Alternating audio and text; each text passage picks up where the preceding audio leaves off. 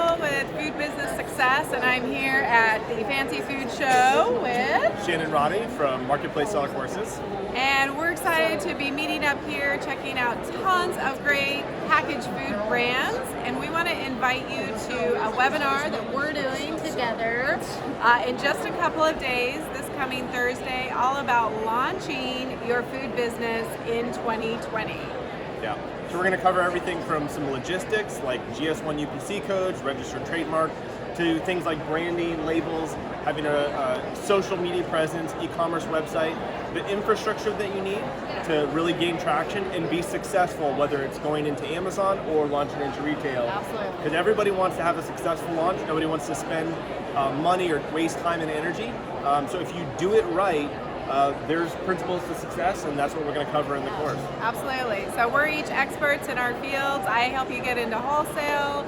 Shannon's all about Amazon. So this is definitely a great place to start in 2020 to launch your packaged food business. So we hope to see you there.